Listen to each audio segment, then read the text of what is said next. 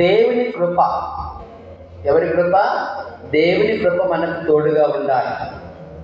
దేవుని కృప మనం పొందుకోవాలంటే ఏముండాలి మనలో?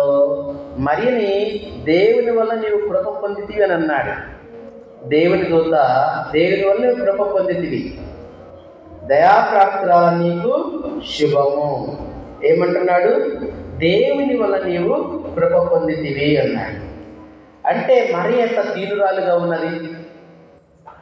దీనులకు దేవుడు తన కృప అనుగ్రహిస్తాడు. దేవుడు స్తోత్రం చెప్పండి అందరూ. హల్లెలూయా. గర్విష్ఠులకు ఇస్తాడా? ఇవ్వడు.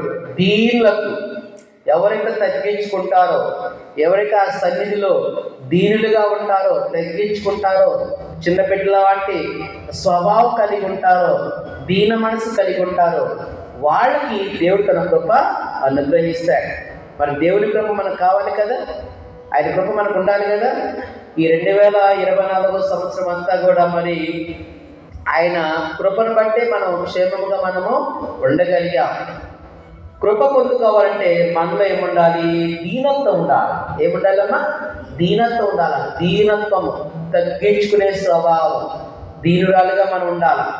ఎంత ఎదిగినా కూడా ఒదిగే స్వభావం మనలో ఉండాలి. గర్వం అనేది మనలో ఉండకూడదు. కాబట్టి దేవుడు తన కృప అనుగ్రహించాడంటే ఆమె ఎడల ఆమె ఎంత దీనురాలుగా ఉన్నది. మరి ఆయన కృపను మనం పొందుకోవాలంటే మనలో ఏముండాలి? దీనత్వం ఉండాలా. ఏముండాలమ్మా? దీనత్వం ఉండాలా. మళ్ళీ రాబోయే సంవత్సరంలో మనం దీనులుగా ఉందాం. దీనులుగా ఉంటే దేవుడు మనకి ఏమనుగ్రహిస్తాడు? కృప అనుగ్రహిస్తాడు. అందరూ చెప్పండి, ఏమిస్తాడు?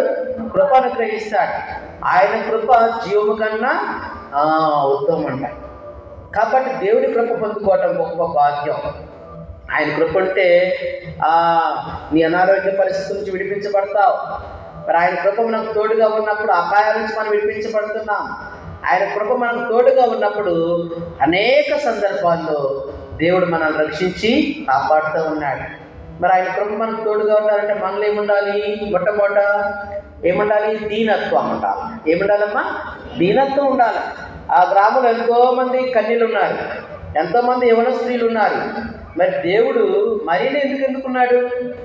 ఆమె తన దీనురాలి, ఆమె దీనస్థితిని ప్రభు చూశాడు. నిన్ను ఒక ఉన్నతమైన స్థాయిలో దేవుడు నిలబెట్టాలంటే నీళ్ళు ఏముండాలి? దీనత్వం ఉండాలి, తగ్గించుకునే స్వభావం ఉండాలి. వాక్యం ఏమంటున్నది? ఎవడు దీనుడై నలిగిన హృదయం గలవాడై భయపడి నా మాట విని వడుకుచుండునో వాణ్ణి నేను దృష్టించుచున్నాను అన్నాడు. దేవుడు స్తోత్రం చెప్పండి. దృష్టించడం అంటే ఏంటి? చూస్తున్నాడు. దేవుడు చూస్తున్నాడు.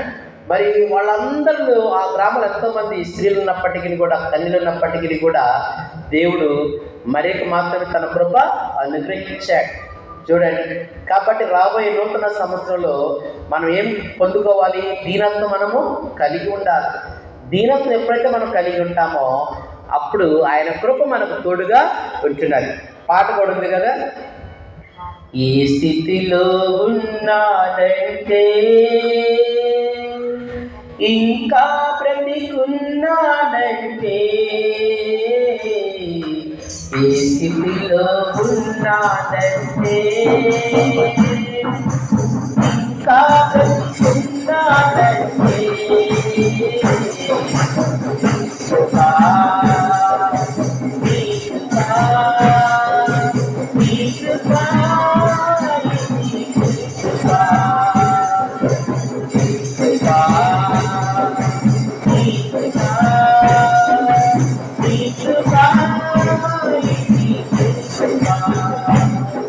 కాబట్టి ఆయన కృప మనం పొందుకోవాలంటే మనలో మొట్టమొదటి దీనత్వం ఉండాలి. దీన మనసు మనము కలిగి ఉండాలి. ఆయన వాగ్దానం ఏంటి?